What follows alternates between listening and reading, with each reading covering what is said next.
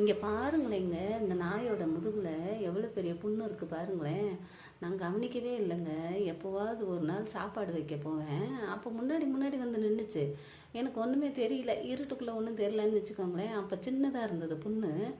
அப்புறமா ஒருத்தவங்க கூப்பிட்டு காமிச்சாங்க. அது பாருங்களேன், நீங்கள் சாப்பாடு வைப்பீங்களா, அந்த நாய்க்கு முதுகில் புண்ணு பாருங்களேன். சின்னதாக இருந்துச்சு, சரி மருந்தடிக்கலாமேன்னு பார்த்தா அப்படியே போயிட்டு விட்டுட்டேன். நானும் கண்டுக்கவே இல்லை. அப்புறம் பார்த்தா முதுகு ஃபுல்லாக வந்துருச்சு. முதுகு ஃபுல்லாக வந்து அப்படியே எப்படி வெந்து போய் இருக்குது பாருங்கள். அப்படியும் சிகப்பு கலரில் எப்படி இருக்குது பாருங்களேன். சரி, இதுக்கு ஏதாவது உதவி பண்ணலாமே அப்படின்னு சொல்லிட்டு டாக்டருக்கு ஃபோன் பண்ணேங்க. இது மருந்தடிக்கிறதுக்கு ஏதாவது பண்ணலாம் அப்படின்னு சொல்லிட்டு. உடனே வீட்டு நாயினா வரேன்றாங்க வீட்டுக்கு.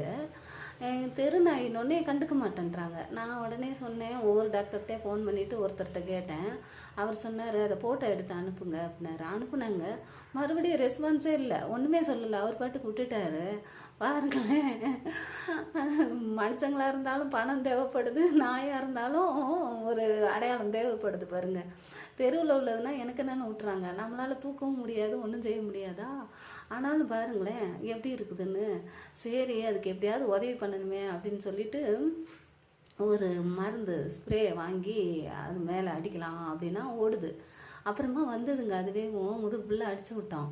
அப்புறம் 2-3 நாள் யாருமே பிளாட்டுக்குள்ளே விடவே மாட்டேன்றாங்க. ஐயோ, அது வந்தால் நாறுது, முதுகு ஃபுல்லாக வெந்து போச்சு இல்லையா, ஏதோ வந்தால் நாறுது, என் வீட்டுக்கிட்ட வராத, உன் வீட்டுக்கிட்ட வராத, ஆட்டை வண்டை படுக்காதுன்னு எல்லாரும் துரத்த ஆரம்பிச்சிட்டாங்களா. பாவமாக இருந்ததுங்க. அப்புறம் ஒரு ஸ்ப்ரே வாங்கி அடித்தேன். அதுக்கப்புறம் ஆளையே காணோம் ஒரு வாரமாக. என்னடா எங்கே போயிருக்கோம் அப்படின்னு நினச்சா, அப்புறம் ஹாஸ்பிட்டலுக்கு ஒருத்தவங்க தூக்கிட்டு போயிட்டாங்க அப்படின்னு சொன்னாங்கங்க. இப்போ நம்ம இப்படி இருக்கணுன்னே நானே அதுக்கு அருவருப்பாக இருந்தது அதுக்கிட்ட போகிறதுக்கேவும். இருந்தாலும் கொஞ்சம் இறக்கப்பட்டு அதுக்கு ஒரு மருந்து அடித்தேன். ஆனால் என்னை பார்த்தோன்னே ஓடி ஓடி போயிடுச்சு. அதை எப்படி கூப்பிட்டு மருந்து போடுறதுன்னு தெரியல. ஆனால் அருவருப்பே ஆகாமல் ஒருத்தர் தூக்கிட்டு போய் ஹாஸ்பிட்டலில் கொடுத்து, அதை அருவருப்பு பார்க்காம அந்த டாக்டரும் அதை க்ளீன் பண்ணி அது உடம்பெல்லாம் சரி பண்ணி அனுப்பிச்சி விட்ருக்காங்கங்க. இப்போ நல்லாயிடுச்சு.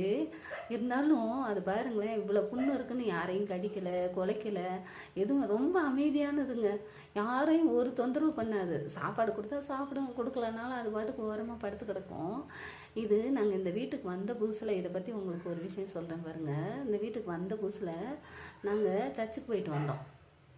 அப்போ வழக்கமாக என்ன பண்ணுவோன்னா, 5 மணி ஜெபத்துக்கு மாதத்தில் ஒரு நாள் 5 மணி ஜெபம் நடக்குமா. அப்போ என்ன பண்ணோம், போயிட்டு ரோட்டு கூடி வந்துடுவோம். அன்னைக்குன்னு பார்த்தா இப்போ சரி பால் வாங்கிட்டு அப்படி கூடி போகலாமே அப்படின்னு தோணுச்சு. அப்போ எங்கள் பாப்பா சொன்னிச்சும்மா, இந்நேரத்தில் எல்லாம் தெரிஞ்சவங்களாக இருப்பாங்க, எதுக்குமா அந்த பக்கம் வந்துச்சு. சரி வாடா போகலாம் அப்படின்னு சொல்லிட்டு போனோங்க அந்த பக்கமாக. போயிட்டு